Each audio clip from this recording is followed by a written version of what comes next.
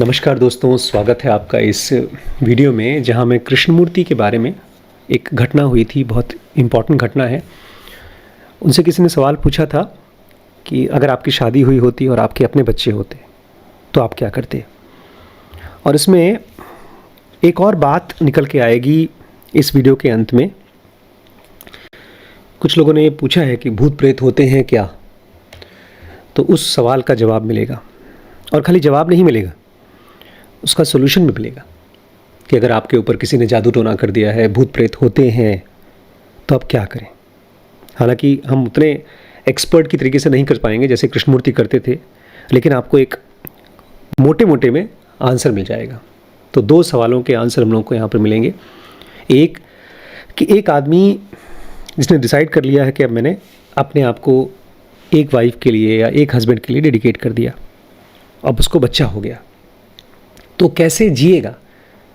देखिए, हम सब के बच्चे होते हैं और हम सब जो शादी करते हैं उनके बच्चे होते हैं और वो बच्चे को पालते हैं। कुछ लोग ऐसे हैं जो बिल्कुल लापरवाह होते हैं, जो शराब या किसी नशे में होते हैं, तो वो नहीं पाल पाते। ऐसी कंडीशन में तो गवर्नमेंट भी बोलती है कि भाई उस बच्चे को किसी और को दे दो, अडॉप्ट करा दो। बल्कि फॉरेन में तो यूएस वगैरह में तो ऐसा होता है कि आपके खिलाफ अगर आपके बच्चे ने शिकायत कर दी तो फिर आपके बच्चे की कस्टडी उसे छीन ली जाएगी। इंडिया में शायद अभी ऐसा नहीं है। बट अब एक रिस्पॉन्सिबल पेरेंटिंग क्या होती है, बल्कि इस रिस्पॉन्सिबल नहीं, एक स्पिरिचुअल पेरेंटिंग क्या होती है, इसके बारे में ये बातचीत जो लिखी गई है, ये एक किताब में है जिसको असित चांदमल नाम के एक भाई साहब थे। वो कृष्णमूर्ति के साथ बहुत समय रहे हैं और ऐसे रहे हैं कि वो बच्चे थे, कृष्णमूर्ति बड़े थे और धीमे धीमे वो बड़े हुए। तो लिख रहे हैं, असित चांदमल लिख रहे हैं, as I grew older the effect of his words had on me lasted for a shorter period. He used to watch me eat and drink and put on weight. He told me, be careful, sir. Your heart and your brain become slender and vital. Skip every 7th meal. Fill a tub with ice ice cold water and take hip bath. Asit Chandmal धीरे धीरे मोटे होने लगे थे। अभी बच्चे ही थे, लेकिन वो खाने के बारे में बहुत ज़्यादा लापरवाह थे, खूब खाते थे। तो कृष्णमूर्ति बोलते हैं, बी केयरफुल सर, ध्यान दो अपने ऊपर। Your heart and your brain, अपने हार्ट और अपने ब्रेन के बारे में सावधान रहो, सजग रहो। बिकम स्लेंडर एंड वाइटल, हम लोग जब खाना खाते हैं ना तो इस चीज़ के बारे में नहीं सोचते। बिकम स्लेंडर एंड वाइटल, अपने अंदर में प्राण की ऊर्जा को एक्सपीरियंस करो। स्लेंडर मतलब होता है केवल दुबला पतला नहीं, कमज़ोर नहीं, लेकिन बहुत सपल, शरीर से तेज। और वाइटल मतलब होता है आपके अंदर में खूब, हाँ, वाइटल मतलब एक ऊर्जा हो बॉडी में, आप सोच सकते हो, चल सकते हो, आपके बॉडी में अगर बीमारी हो तो ठीक हो सकते हो, आप काम के लिए बहुत उत्सुक रहें कि मैं काम कर सकता हूँ। इसके बाद एक सलाह देते हैं, skip every 7th meal.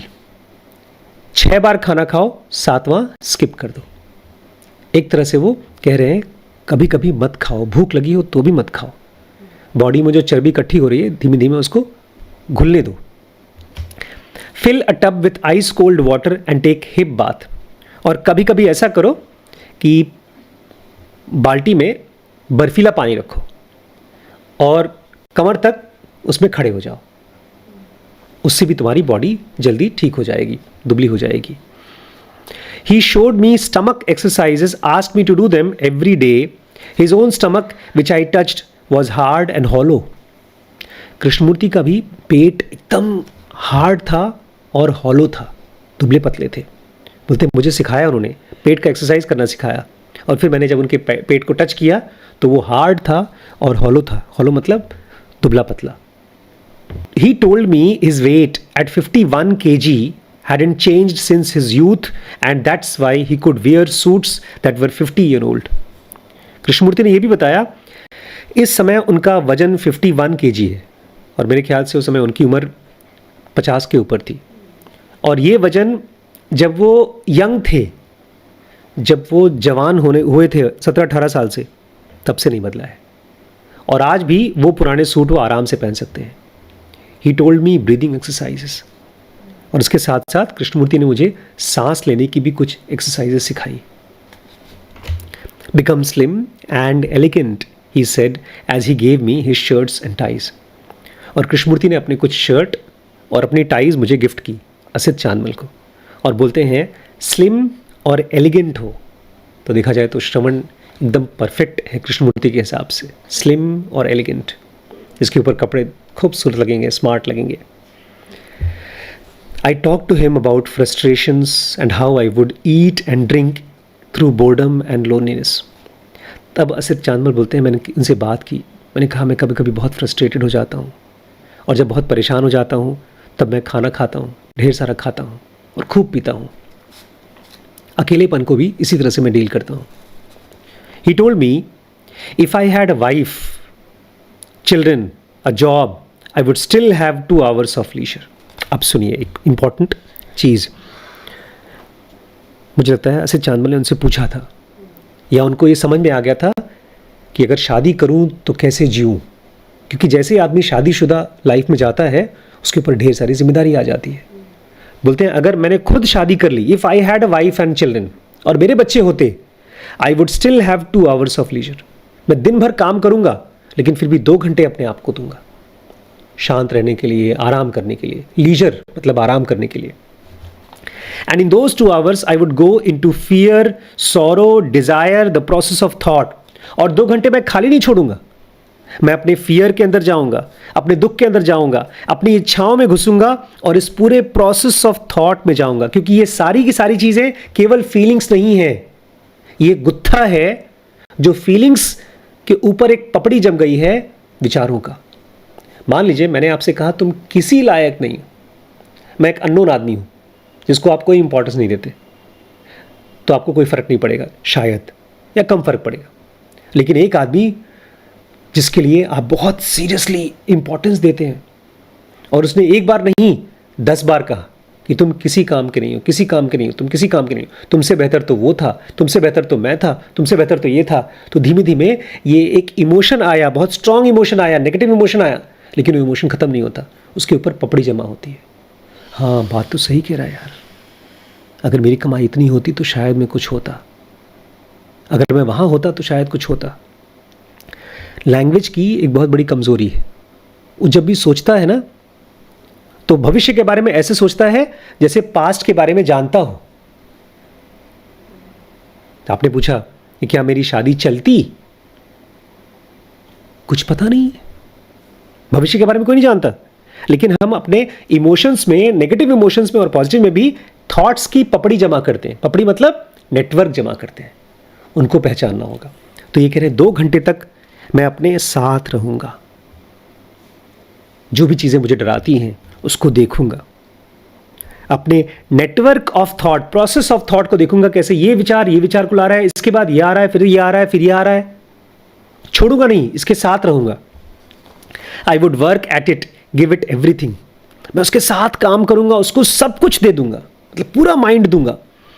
I have got those hours would become my whole life, और वो 2 घंटे मेरी पूरी जिंदगी हो जाएंगे। मैं ऐसा नहीं कहूंगा मैं जब दुखी और परेशान होता हूं तो खाना खाता हूं, नहीं, मैं अपने दुख और परेशानी को पूरी जी जान लगा करके उसको देखूंगा। फिर असित चांदमल को कहते हैं you must have certain amount of money, तुम्हारे पास कुछ पैसा भी होना चाहिए। How much money do you need, do you have it, तुम्हें हर रोज या महीने में कितने पैसे की जरूरत होती है, क्या तुम्हारे पास वो है? If not, work for it. अगर तुम्हारे पास पुश्तैनी पैसे हैं, कहीं से आ गए हैं, तो ठीक है, अपने साथ रहो। अगर नहीं है तो उसके लिए काम करो। Do your business really well, अपने काम को अच्छे से करो, and make the money you need, और जो पैसा तुम्हें चाहिए, ज़रूरत है, उसको बनाओ, उसको कमाओ। I was quite. इस पूरे प्रोसेस में असित चांदमल कहते हैं मैं उनको ध्यान से सुन रहा था, चुपचाप। फिर कृष्णमूर्ति इनको पूछते हैं, असित चांदमल को, तुम कहाँ रहना पसंद करोगे? मुझे लगता है एक दोस्त की तरह बात कर रहे हैं उनसे। तुम कैलिफोर्निया में रहना पसंद करोगे, क्योंकि कैलिफोर्निया जाया करते थे अक्सर, या इंडिया में। फिर अचानक से उनको याद आया होगा कि मान लो उसके पास पैसा नहीं है तो नहीं जा सकता कैलिफोर्निया। अगर मुझे उस तरह से नहीं रहना पड़ता जैसे मैं रहता हूँ, बिकॉज ये तो एक सेलिब्रिटी थे, एक इंटरनेशनल सेलिब्रिटी खाली नहीं थे, ये एक हिस्टोरिकल सेलिब्रिटी थे। पिछले 100 सालों में जो सबसे इंपॉर्टेंट लोग होंगे उसमें से एक ये थे। इसलिए कहना, अगर मुझे इस तरह से नहीं रहना पड़ता कि मेरे आसपास में ढेर सारे लोग हैं और मुझे काम करना पड़ रहा है, उसके लिए मुझे सुविधा मिल रही है, अगर ऐसा नहीं होता, I would live quietly in a village in India. मैं इंडिया के किसी गांव में चुपचाप शांति से रहता। जैसे ऋषि वैली एक गांव है जहां पर स्कूल है, वहीं रहता, या बनारस के किसी गांव में रहता चुपचाप। The world is becoming a very dangerous place, he added. What are you going to do and you have children. अब सुनिए, मैंने श्रीश को कृष्णमूर्ति फाउंडेशन छोड़ा। मैंने देखा, सुबह की प्रेयर देखा, अच्छा लगा मुझे। वहाँ का खाना देखा, मुझे बहुत अच्छा लगा। मेरा बस हो तो मैं अपने चारों बच्चों को वहीं छोड़ दूँ, बीवी को भी वहीं छोड़ दूँ, और ये लोग तो मुझे अकेले रहने नहीं देंगे, मैं भी खुद को वहीं छोड़ दूँ। नहीं हो सके, कम से कम ये नहीं हो सके तो मैं यहीं बना लूँ कृष्णमूर्ति फाउंडेशन। उसके लिए आपको चाहिए पेड़ पौधा, खाली जगह, एक जगह जहाँ पर हम खाना बना सकें, हेल्दी खाना बना सकें, और एक आध कुक नहीं होना चाहिए, 3 4 5 लोग होना चाहिए, तब मिल करके काम करते हैं तो अच्छा लगता है। रूटीन होना चाहिए जो वहाँ पर है। मैं श्रीश को बहुत प्यार करता हूँ, अपने बच्चों को बहुत प्यार करता हूँ, लेकिन इस बार जब मैंने एडोलेसेंस सीरियल देखा और उसी के साथ साथ मैंने श्रीश को मिस करने वाला जो प्यार एक्सपीरियंस किया, तब मुझे समझ में आया कि हमें इस साल कम से कम 365 दिन में कम से कम 50 दिन स्कूलों में जाकर के बच्चों के साथ काम करना चाहिए। वहाँ जाकर के उनको उनके माइंड के बारे में बात करना चाहिए। मुझे याद आ गया, शुरुआत के दिनों में जब हम जाते थे स्कूल्स में, जब सेशन कर लेते थे, तो कई बच्चों ने आकर के मुझे फीडबैक दिया। एक बच्चे ने तो आकर इतना स्ट्रांग फीडबैक दिया था कि मैं हिल गया था। उसने कहा कि सर, हमने डिसाइड किया था आज रात को हम सुसाइड करेंगे, लेकिन अभी नहीं करेंगे। तो ये इसलिए था क्योंकि मुझे अपने लिए फील होता था कि ये ज्ञान मेरे पास आ गया है।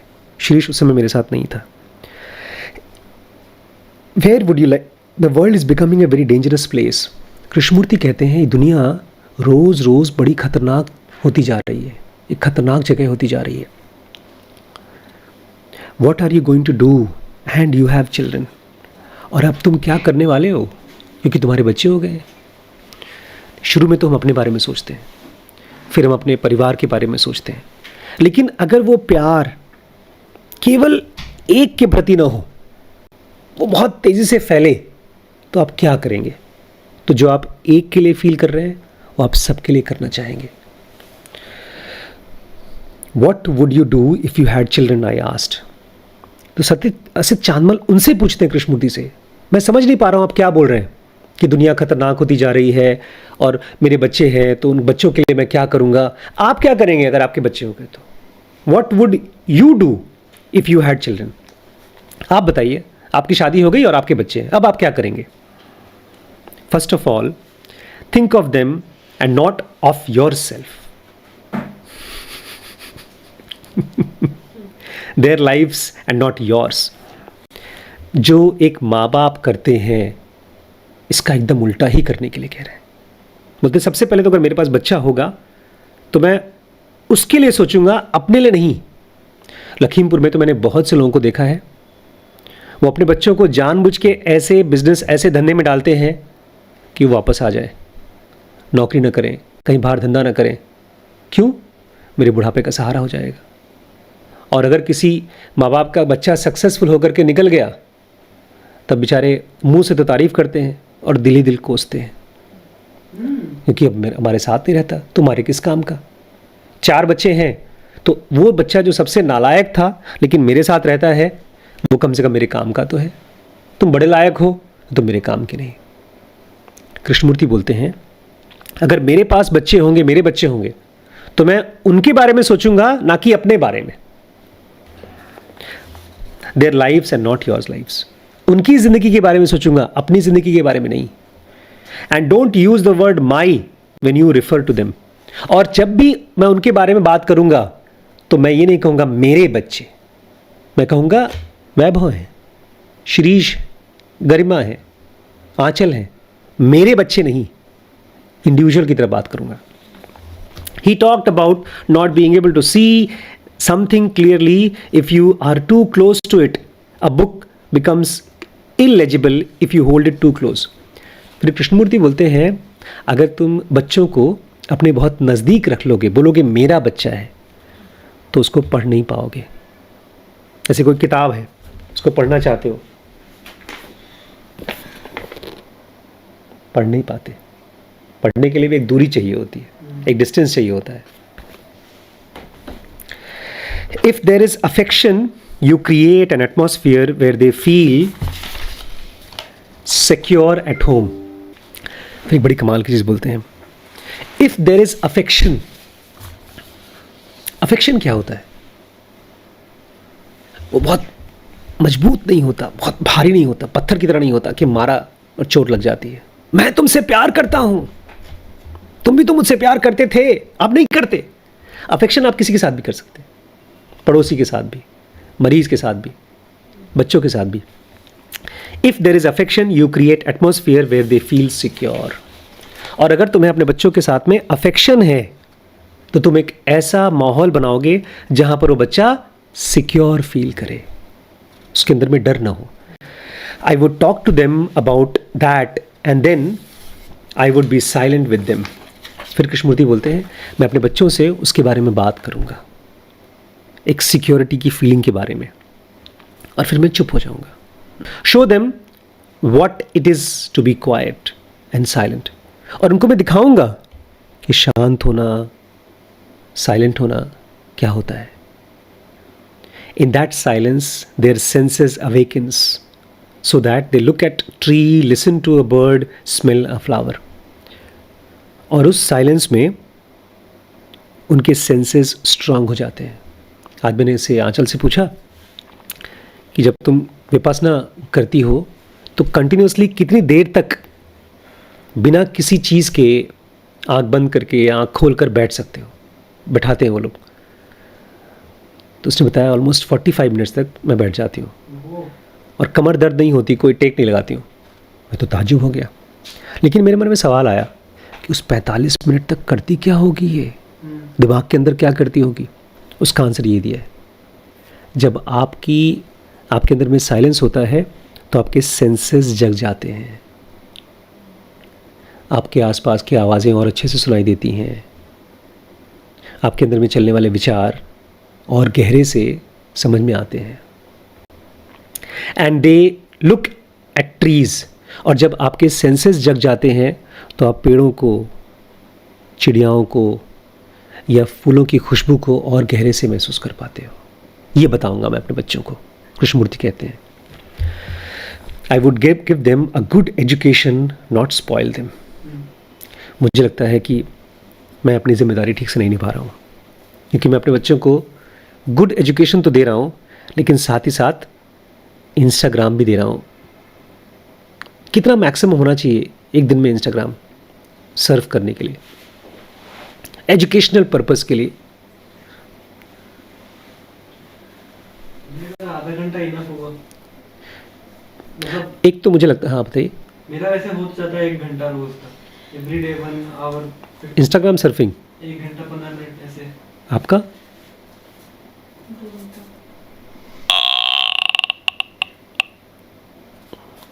मैं रिसर्च भी करता एक चीज़ मैं आप लोगों से मतलब डिस्कस करना चाहता था कि हम कैसे करें कि रात को 10 या 11 बजे के बाद सबके फ़ोन को एक जगह जमा कर लें, ताकि जब नींद खुलती है रात को तो तुरंत हम अपने बोर्डम को हटाने के लिए मोबाइल न खींचें. क्योंकि अगर आपने 4 रील देख ली, जग जाता आँख, फिर नींद नहीं आती. अगर मैं ऐसा नहीं करता हूं तो मुझे लगता है I am spoiling my children. अगर मुझे लगता है कृष्णमूर्ति के साथ रहते तो वो भी यही करते. उनके स्कूल में ही अलाउड नहीं है फ़ोन, स्कूल में फ़ोन ही नहीं अलाउड है, कोई लैपटॉप नहीं, कोई फ़ोन नहीं. और खाना भी सुपर हेल्दी, पिज़्ज़ा नहीं खाते बेचारे बच्चे. हफ्ते में या शायद 15 दिन में एक बार बर्गर खाते हैं, उसमें भी वो चीज़ और मेयोनीज़ नहीं पड़ा होता, सिंपल बर्गर होता है बस. बर्गर नहीं खाते। लेकिन अच्छा होता है। बोलते हैं मैं अपने बच्चों को अच्छी शिक्षा दूंगा, लेकिन मैं उनको स्पॉइल नहीं करूंगा, उनको बिगाड़ूंगा नहीं। Sir, there is no security, there is no protection, what can you do? उसके बाद फिर बार बार असद चांदमल को एक चीज़ दिखाने की कोशिश कर रहे हैं कि इस दुनिया में कोई सिक्योरिटी नहीं है, कोई प्रोटेक्शन नहीं है, तो क्या करोगे? पता है, जब हम दुखी होते हैं तो हम कंप्लेन करते हैं कि इस आदमी ने मेरी लाइफ को डिस्टर्ब किया है। हम ये भूल जाते हैं there is no security, there is no protection. जब तक हमारे मन में किसी को ब्लेम करने के लिए है, हम करेंगे।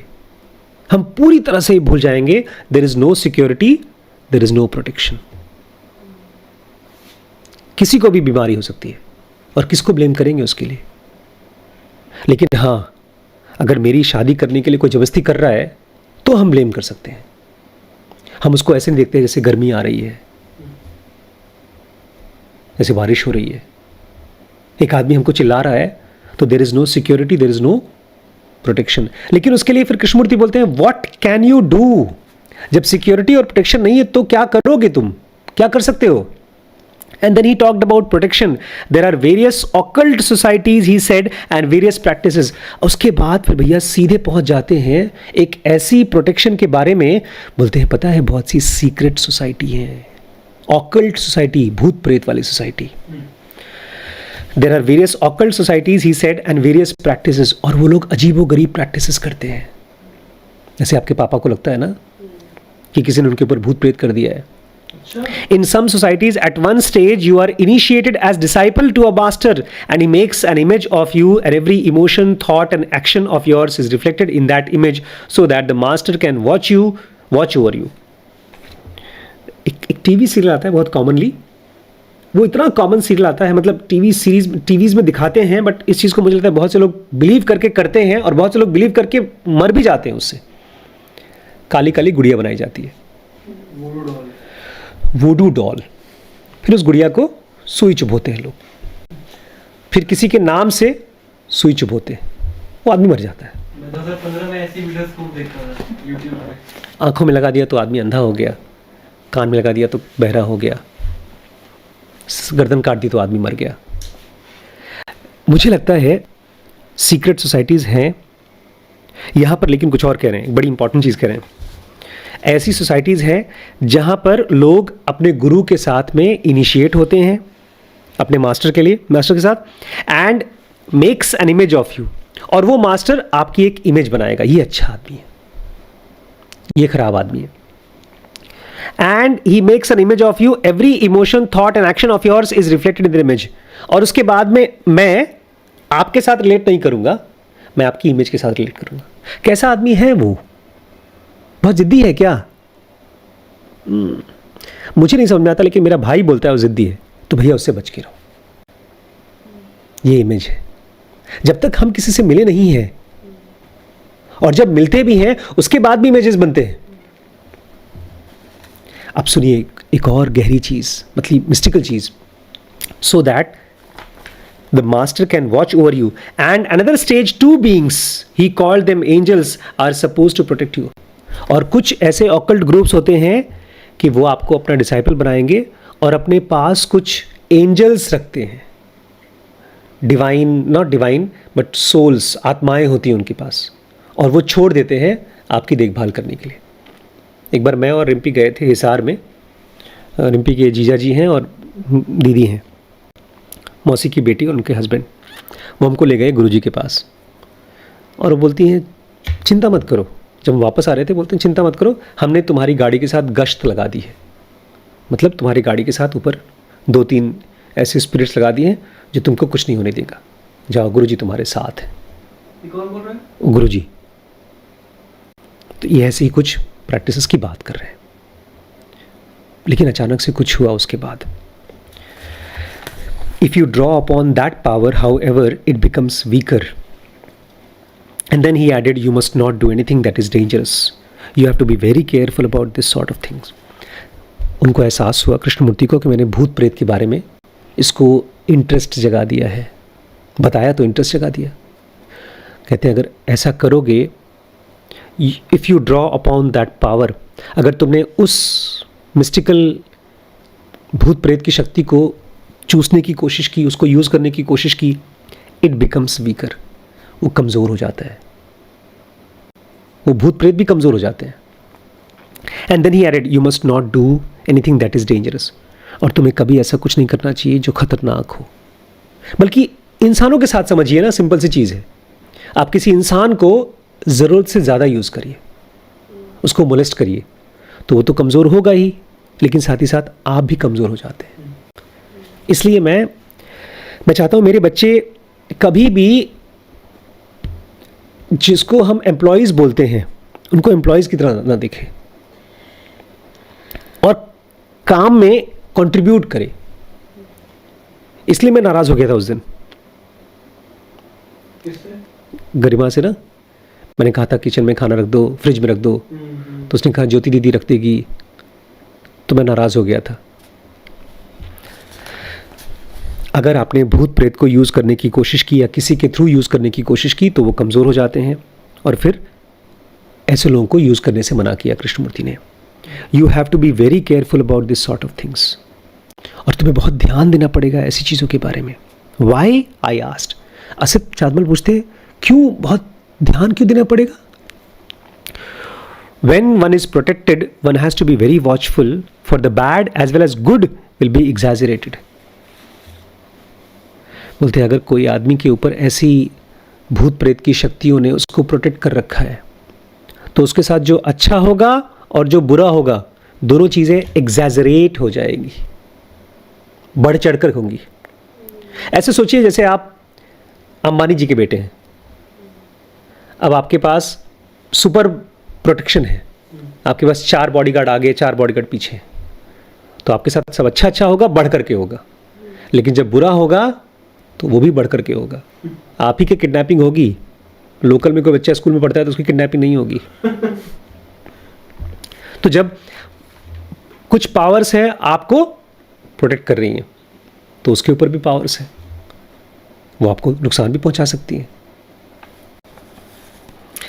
As he said this, he was very serious and strange atmosphere filled the room. और फिर से चांदमल कहते हैं जब वो ये सब बातें बोल रहे थे तो अचानक से कमरे में अजीबो गरीब एटमॉस्फेयर हो गया, मौसम हो गया. He asked, "Can you feel it? If you talk about it, you attract it."